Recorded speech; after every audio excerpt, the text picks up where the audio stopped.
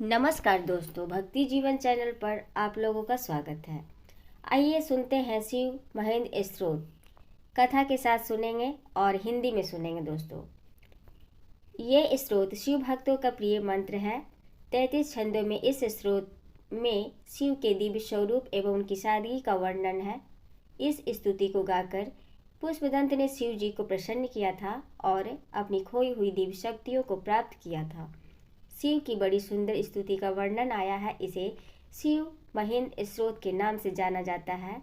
शिव महेंद्र स्तोत्र का पाठ करने से सभी प्रकार के सुखों की प्राप्ति होती है, पापों का नाश होता है, मन निर्मल हो जाता है।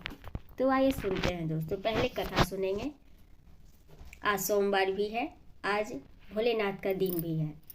ओम नमः शिवाय। एक समय गंधर्वराज पुष्पदंत किसी राजा के अंतपुर के उपवन से प्रतिदिन फूल चुरा कर ले जाया करता था। राजा ने चोर पकड़ने की बहुत कोशिश की, लेकिन उसे कोई देख न पाता था। उपवन के द्वार पर बिखरा दी। फलस्वरूप गंधर्वराज पुष्पदंत की अदृश्य होने की शक्ति उस पुष्पवाटिका में प्रवेश करते ही कुंठित हो गई। वह स्वयं को क्षीण समझने लगा। उसने समाधि लगाकर तुरंत ही इसके कारण का पता लगाया तो उसे मालूम हुआ कि कोई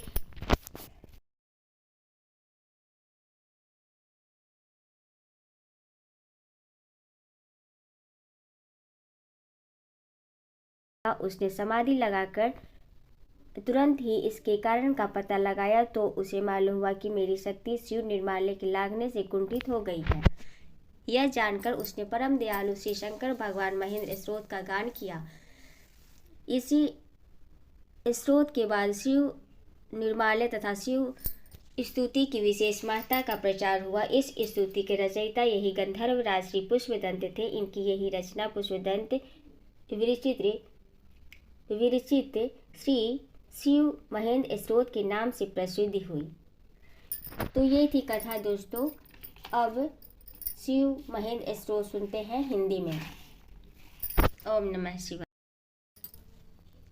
पुष्पदंताचार्य शिव की प्रार्थना करने लगे।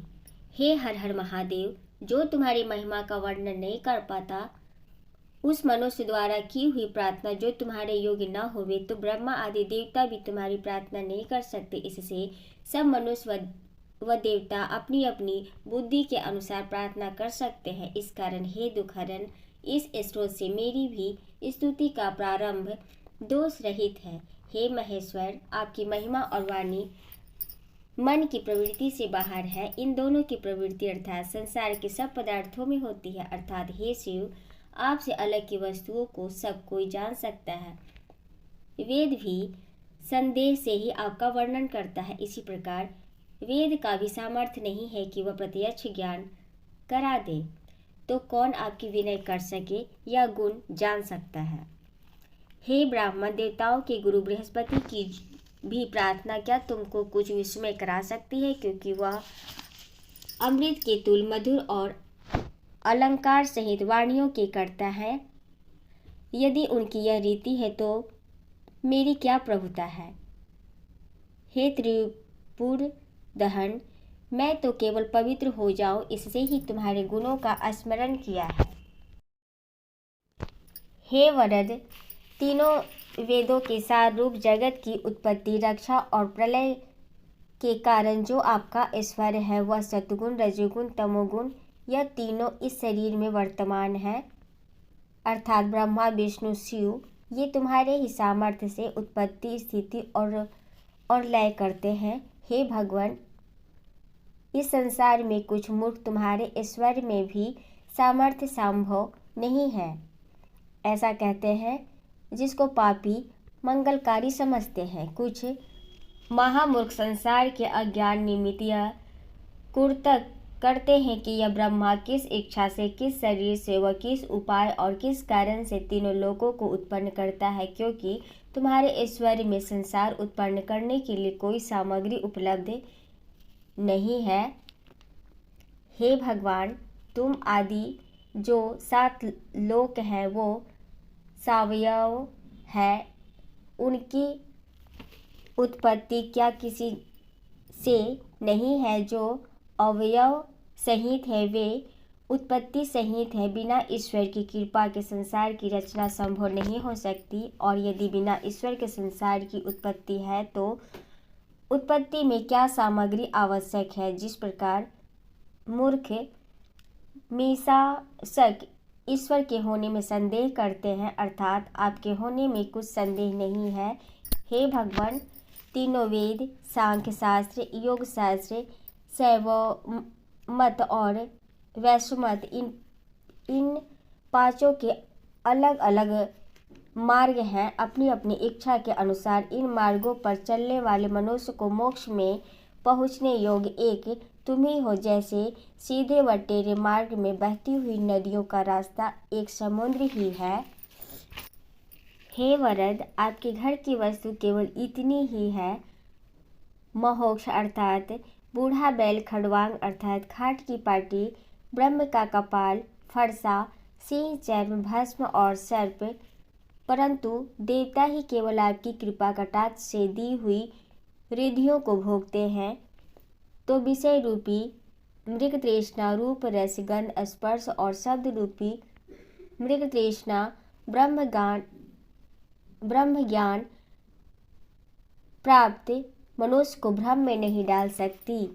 हे त्रिपुरारी, कोई कोई बुद्धिमान इस संसार को स्थिर और कोई अस्थिर और कोई स्थिर मिला हुआ कहते हैं। इस संसार के स्थिर और अस्थिर और स्थिर होने में प्रमाण न मिलने से बड़े भ्रम में पड़कर मैं तुम्हारी बराबर स्तुति करती हूँ या करता हूँ, लज्जित होता हूँ, फिर भी मेरी तुच्छ बुद्धि ढिठाई कर रही है। हे गिरीश, हे कैलाशवासी शिव जी, आपके ऐश्वर्य का अंत देखने को बड़े यत्न से विष्णु तो पाताल और ब्रह्मा आकाश को गए, तो भी आपके स्वरूप को न प्राप्त कर सके। तत्पश्चात बैठकर भक्ति और श्रद्धा से जब आपकी स्तुति करने लगे तो प्रत्यक्ष हुए। क्या आपकी सेवा निष्फल होती है? नहीं, सर्वदा सफल ही होती है। हे त्रिपुरासुर को मारने वाले शिव, रावण ने अपने सिर रूपी कमलों की माला रचकर आपके चरणों का पूजन किया। इस दृढ़ भक्ति के प्रताप से ही तीनों लोकों को बिना परिश्रम से शत्रु विहीन कर, अर्थात निष्कंटक करके अपनी भुजाओं को, जो हर समय संग्राम को चाहती थी, धारण किया। हे भगवान, जिस रावण ने आपकी सेवा से बड़ा बलवान भुजाओं का समूह प्राप्त कर आपके निवास स्थान कैलाश को भी उठा लिया, फिर जब आपने स्वाभाविक पांव के अंगूठे से पर्वत को दबाकर तब रावण को पाताल में भी स्थिर रहना मुश्किल हो गया, इसी प्रकार मूर्ख मनुष्य बड़कपन पाकर अभिमान को प्राप्त होते हैं। हे वर देने वाले, आपके चरणों के प्रताप से त्रिभुवन को वशीभूत करके परम उच्च इंद्र पद को भी वानासुर ने छोड़ दिया, तो कोई आश्चर्य नहीं, क्योंकि आपके सामने जो सिर झुकाते हैं वह सब प्रकार से उच्चासन के अधिकारी ही होते हैं। हे त्रिलोचन, जिस समय समुद्र मंथन से हलाहल विष निकला, उस समय देवता और राक्षसों को भय हुआ कि कहीं असमय में ही संसार का नाश न हो जाए। तब कृपा कर उनकी रक्षा के लिए जो आपने काल के समान विष का पान किया, वह विष भी आपके कंठ में अत्यंत शोभा दे रहा है। संसार के भय को दूर करने वाले का विकार नीलिमा भी अच्छा लगता है। हे ईश, जिस कामदेव के बाण ऐसे प्रबल हैं, देवता राक्षस मनुष्यों से व्याप्त इस संसार में बिना अपना कार्य सिद्ध किए कभी खाली नहीं होते हैं, ऐसे कामदेव हे शिव, आपको भी और देवताओं के तुल्य साधारण देखने से आपका नाम मात्र ही बाकी रह गया, अर्थात नेत्राग्नि से उसका शरीर भस्म हो गया। अतः जितेंद्रियों का अपमान करना लाभदायक नहीं होता। हे भगवान, आप तो संसार की रक्षा के लिए नित्य करते रहते हो, अर्थात राक्षसों को नित्य के आनंद में मग्न कर उनसे कराते हो, और नित्य के समय पैर की धमन से पृथ्वी भी संदेह करती है कि मैं टूटी जाती हूँ या पाताल में धंसी जाती हूँ। जिस प्रकार भुजाओं के घूमने से विष्णु के स्थान आकाश के तारागण टुकड़े टुकड़े हो जाते हैं, उसी प्रकार लंबी लंबी जटाओं को बार बार झटकने से देवलोक मार खाकर कठिनता से थमा रहता है। हे शिव, आपकी प्रभुता बड़ी विचित्र है। हे शिव, तारागणों से चमकता हुआ आकाश गंगा का जल समूह जो आकाश पर्यंत व्याप्त हो रहा है, सो आपके सिर पर सूक्ष्म जलकणों के समान दिखता है, परंतु आपने उतने ही जल से समुद्र की तरह इस महाद्वीपाकार संसार को चारों ओर से घेर लिया है। सो हे भगवान, आपके दिव्य शरीर का महत्व विस्तार इसी दृष्टांत से अनुमान के योग्य है। हे भगवान, तृणतुल त्रिपुरासुर को जलाने के लिए आपने इतना आडंबर, अर्थात पृथ्वी का रथ सारथी ब्रह्मा जी, हिमालय पर्वत का धनुष, रथ के पहिए, चंद्रमा और सूर्य भी विष्णु रूपी बाण रचा है, तो क्या त्रिपुरासुर रूपी तृण जोड़ने को ही इतने कठिन साधन आपने किए, जबकि आप संसार का संहार क्षण मात्र में ही कर सकते हैं। समर्थ लोग अपने अधीनों के साथ खेलने से पराधीन नहीं माने जाते। हे त्रिपुरांतक, हे विष्णु जी, सहस्र कमल लेकर आपके चरणों का पूजन करते समय एक कमल कम रहा देखकर दृढ़ भक्ति से उन्होंने अपना नेत्र निकालकर कमल की जगह देकर पूजन पूर्ण किया। श्री विष्णु जी की यह दृढ़ भक्ति सुदर्शन चक्र का रूप होकर तीनों लोकों में रक्षा कर रही है। हे भगवान, आप ही को यज्ञ का फल देने वाला जानकर और देवताओं में दृढ़ विश्वास कर मनुष्य कटिबद्ध होकर कर्मों को करते हैं, क्योंकि जब कार्य समाप्त होते हैं तो आप ही विद्यमान रहते हैं। यदि ये कहे कि कर्म ही फल देता है तो निश्चय है कि चैतन्य पुरुष को उपासना के बिना कर्म भी फल देने वाले नहीं होते, अर्थात कर्म मात्र के फलदाता आप ही हो। हे शरणागत रक्षक, यज्ञ की क्रिया में कुशल दक्ष प्रजापति जैसा यज्ञकर्ता यजमान और जिसके सभासद ब्रह्मादि देवताओं का समूह और त्रिकालदर्शी ऋषि जिसमें यज्ञ कराने वाले थे, इतने पर भी यज्ञ बिगड़ जाए तो आश्चर्य है। सो हे भगवान, आपकी अश्रद्धा ही से यज्ञ का नाश हुआ, क्योंकि यज्ञ के फलदाता आप हैं। आपके लिए श्रद्धा से जो किया जाए वह सब सफल ही होगा।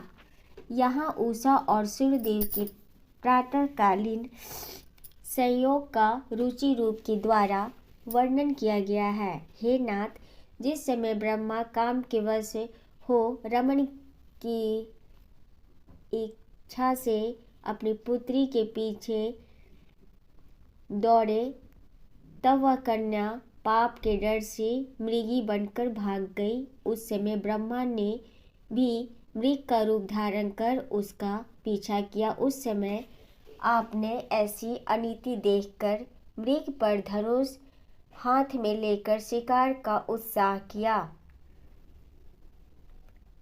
तो वह ब्रह्मा स्वर्ग तक भागे, पर आपके धनुष ने उनका पीछा नहीं छोड़ा। आपका धनुष बाण अन्यायों का पीछा कभी नहीं छोड़ता है। हे भगवान, आपने धनुषधारी कामदेव को शीघ्र ही भस्म किया। उसका आधा शरीर पैदा कर आपने शरीर में धारण किया, अपने शरीर में धारण किया। यह लीला देखकर निज स्वरूपा भीमानी पार्वती जी आपको स्त्री पर आसक्त समझती हैं, क्योंकि कामदेव को भस्म किया और फिर उत्पन्न कर अपने शरीर में धारण किया। परंतु हे भगवान, आप में यह दोष लगाना यथार्थ में सत्य नहीं, क्योंकि जब अर्धांगिनी युवा होती है तब उसकी ऐसी शंकाएं बेमानी होती है। हे मदन दहन, जिनके देखने या सुनने से अरुचि तथा भय होता है, जैसे कि शमशान को खेलने का स्थान, खिलाड़ी, भूत पिशाच आदि आभूषण, चिता की भस्म जो शरीर में लगाए हुए, मनुष्य की खोपड़ियों की माला पहने हुए, ये सब अमंगल पदार्थ हैं। तो भी हे वरद शिव, स्मरण करने वाले का आप सर्वदा ही मंगल करते हो। हे भगवान, योगी जनों द्वारा प्राणायाम करके और आत्मा को हृदय के बीच में ठहरा कर, जिसका वर्णन नहीं किया जा सकता, ऐसे तत्व को देखकर आनंद प्राप्त करते हैं, जिससे उनके रोए खड़े हो जाते हैं और नेत्र तृप्त हो जाते हैं, मानो अमृतमय तालाब में स्नान कर रहे हो। वह अनिर्वचनीय तत्व आप ही का स्वरूप है। हे शंकर, सूर्य, चंद्रमा, पवन, अग्नि, जल, आकाश, पृथ्वी और आत्मा आदि पदार्थ स्वरूप आप ही हैं। आपको जानने वाले आपके विषय में बहुत ही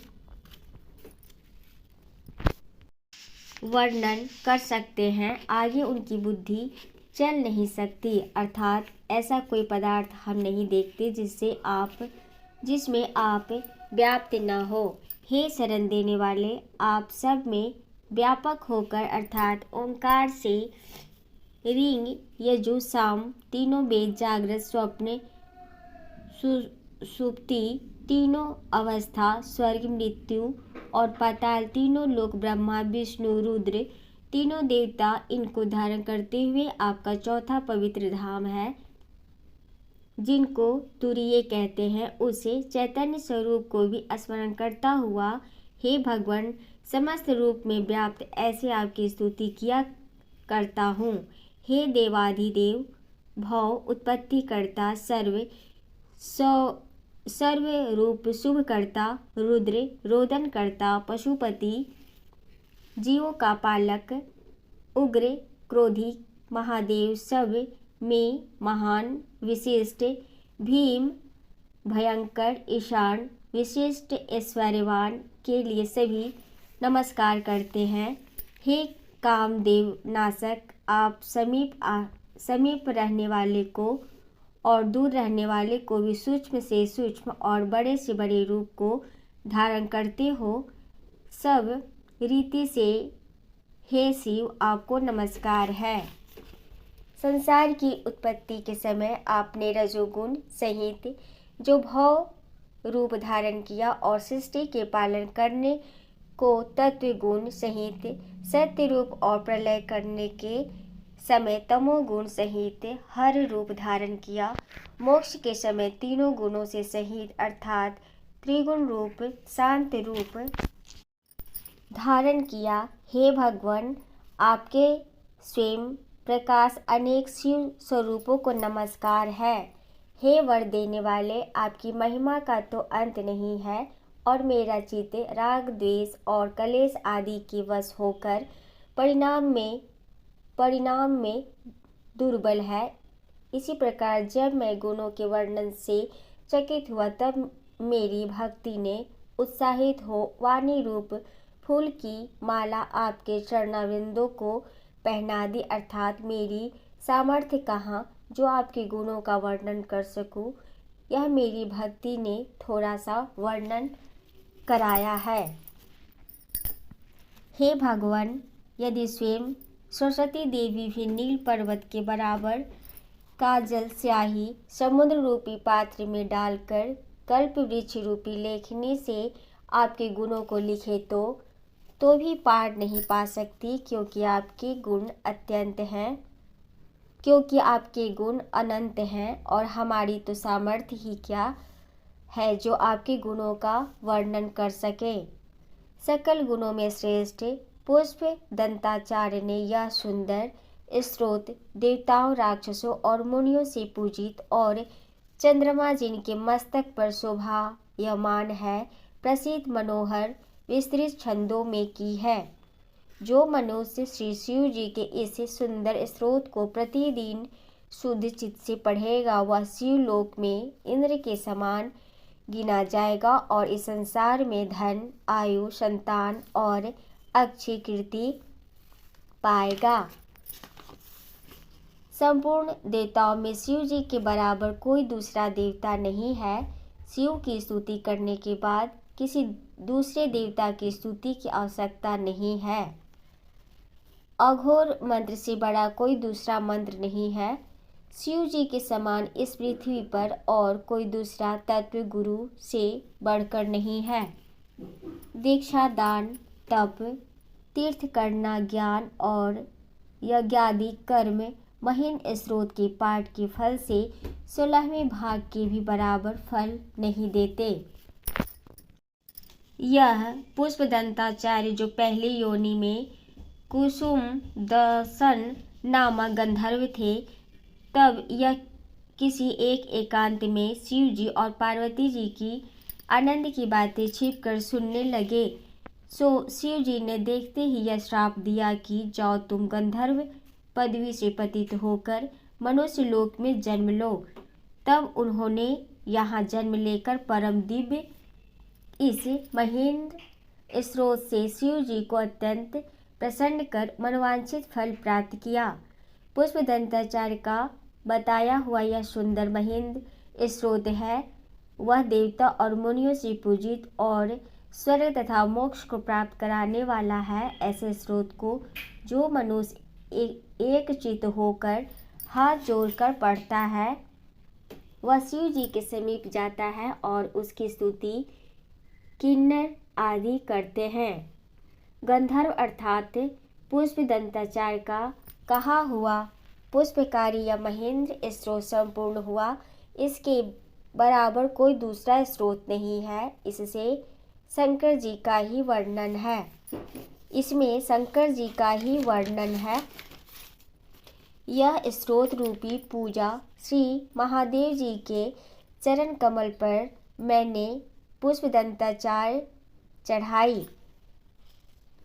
इस स्रोत से श्री सांब सदाशिव शंकर मुझ पर प्रसन्न होवे। हे महेश्वर, हम आपका तत्व नहीं जानते, तुम्हारी महिमा भी नहीं जानी जा सकती। आप जैसे भी हैं, जहाँ भी हैं, मैं आपको प्रणाम करता हूँ या करती हूँ। जो मनुष्य इस महीन स्रोत को 1 बार, 2 बार या 3 बार नित्य पढ़ेगा, वह संसार के पापों से छूटकर शिवलोक को प्राप्त होगा। श्री पुष्पदंताचार्य के मुख से कहा हुआ यह शिव प्रिय पापनाशक महीन स्रोत है। चित्त लगाकर इसको याद कर पाठ करने से भूताधिपति श्री महादेव जी अत्यंत प्रसन्न होते हैं। तो ये थी दोस्तों भोलेनाथ का शिव महेंद्र स्तोत्र हिंदी में। और अगर आपको मेरी वीडियो अच्छी लगी हो दोस्तों तो लाइक करें और चैनल को सब्सक्राइब भी करें और कमेंट में हर हर महादेव लिखें। धन्यवाद।